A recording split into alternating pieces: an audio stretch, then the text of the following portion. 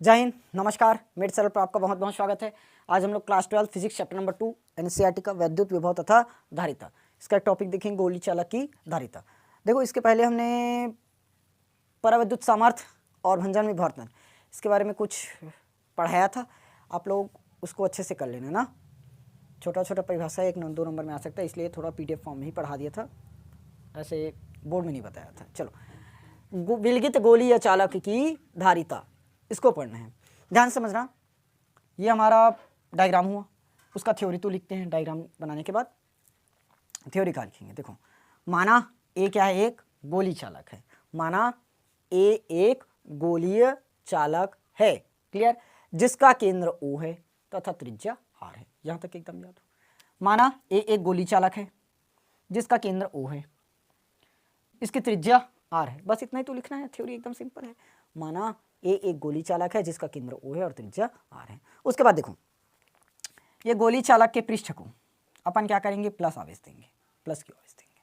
ठीक, गोली चालक को क्या करते हैं, पृष्ठ को प्लस क्यू आवेश देते हैं। गोली चालक के पृष्ठ को प्लस क्यू आवेश देते हैं। प्लस क्यू आवेश देने के कारण क्या होगा, देखो, जो पूरा प्लस आवेश है, जो पूरा आवेश है वो क्या होता है, पूरे पृष्ठ पर समान रूप से वितरित हो जाता है, यानी कि फैल जाता है। ये लो, समझ में आया? पूरा आवेश क्या हुआ है, समान रूप से फैल गया। इसीलिए जो ये गोली चालक है कैसा कार्य करेगा, अब समविभव पृष्ठ की तरह कार्य करेगा। समविभव पृष्ठ की तरह कार्य करेगा, क्योंकि अपने को पता है समविभव पृष्ठ में क्या होता है, पूरा सभी पृष्ठ के सभी बिंदु पर, ये पृष्ठ हुआ, इसके सभी बिंदु पर विभव क्या रहता है, एक समान। सम विभव, समान विभव। समविभव पृष्ठ पर प्रत्येक बिंदु पर क्या होता है, विभव एक समान होता है। और इसमें हुआ भी वही है। हमने क्या किया, ए को प्लस क्यू आवेश दिया, पूरा आवेश क्या हुआ है, चारों तरफ समान रूप से फैल चुका है, इसलिए अब कैसे कार्य करेगा, समविभव पृष्ठ की तरह कार्य करेगा। इसीलिए सभी आवेश को क्या कर सकते हैं, हम इस एक बिंदु पर केंद्रित मान सकते हैं। क्या कर सकते हैं, एक के बिंदु पर केंद्रित मान सकते हैं। यहां तक एकदम क्लियर, किसी को कोई दिक्कत नहीं, एकदम सही। चलिए, अब देखो क्या निकालना है अपने को, धारिता। तो धारिता के लिए सबसे पहले वैद्युत विभव पता रहना चाहिए। तो चालक के पृष्ठ पर क्या होगा, वैद्युत विभव। क्या लिखोगे, चालक के पृष्ठ पर वैद्युत विभव। क्या लिखेंगे, चालक के पृष्ठ पर वैद्युत विभव। वैद्युत विभव क्या होगा, ध्यान से देखिए। वैद्युत विभव V बराबर जानते हैं अपन 1/4 pi epsilon not Q divided by R। Q divided by R, इतना हमने पढ़ा हुआ है, पहले से पढ़ रखा है। यहाँ पर स्मॉल r लेते हैं, लेकिन कैपिटल R दिया तो हमने क्या रखा, कैपिटल R रखा। यहाँ तक एकदम सही, किसी को कोई दिक्कत नहीं। ये क्या निकला, हमारा विभव। लेकिन बट C बराबर होता है मेरा Q अपॉन में V। C बराबर क्या होता है, Q अपॉन V होता है, पहले पढ़े हुए हैं। तो यह मैंने रखा C का C। Q का मान नहीं पता, Q ही रखो।